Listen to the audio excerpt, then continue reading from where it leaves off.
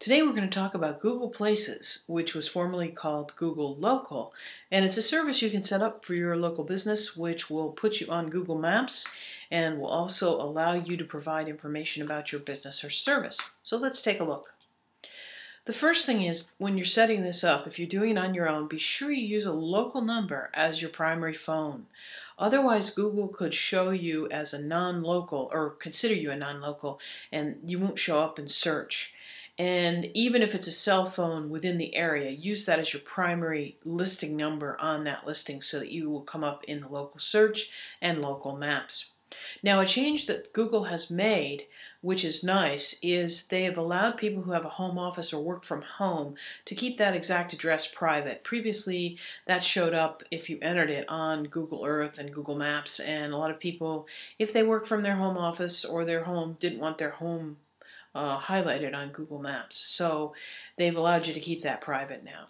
Another good thing they've done is if you service a number of areas, they've allowed you to add your zip codes and stuff. We'll talk about that in a minute.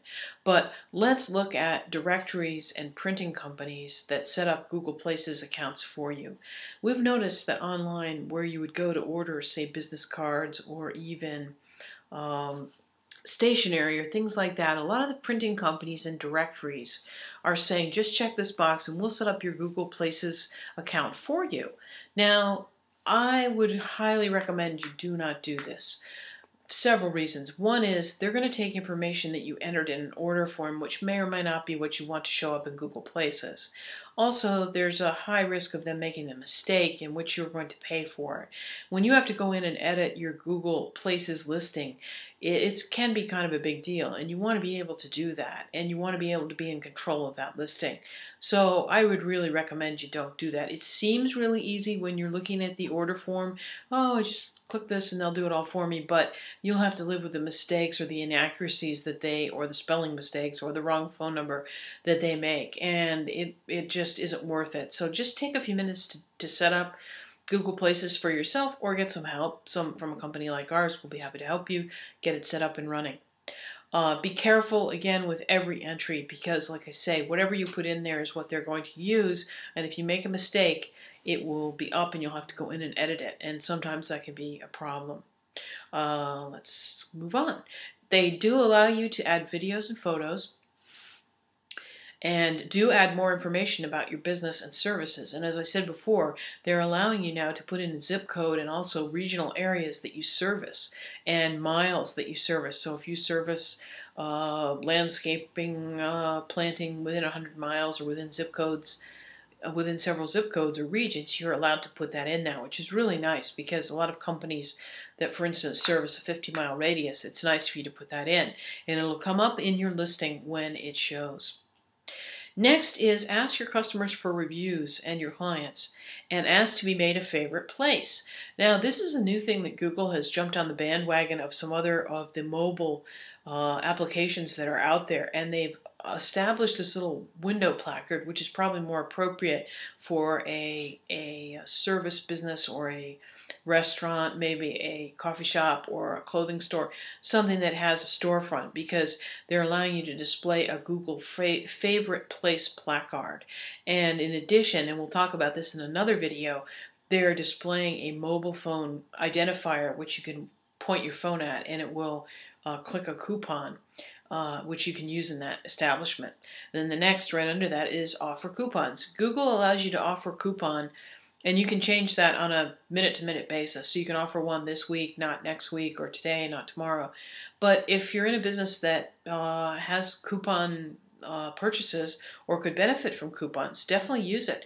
And it'll also allow you how to track your customers and how they're finding you. But here's the best thing that Google has done. It's this dashboard, and we're going to take a look at it in a second. A dashboard is now available to help you track information about how people find your business, and also a unique code that will take people to your mobile version of your Places page.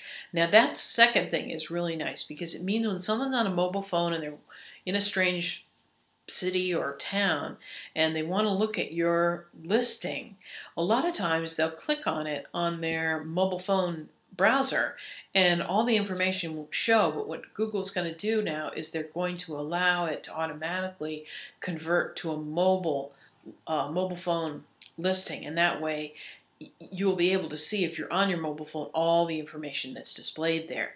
But let's take a look at the dashboard. Now here it is, and what it is they've taken from their AdWords, which you may or may not be familiar with, and they've done something here called impressions and actions. But it's pretty simple.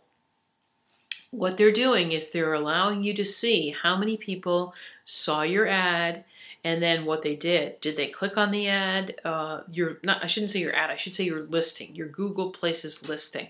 Did they click on it? Did they go to your website? Did they click on the maps? How many users showed interest in your business listing? And see, that's all right here. It's a little bit small to see, but still. How many impressions? What they're calling impressions is how many times users saw your business as a local business search result. Now, this is really helpful because this is providing you with minute-to-minute, day-to-day, week-to-week information about how people are finding you online and what they're doing next, whether they're clicking on your listing, so on and so forth, whether they're going to your website. So you have some real-time information you can use, and that is really nice.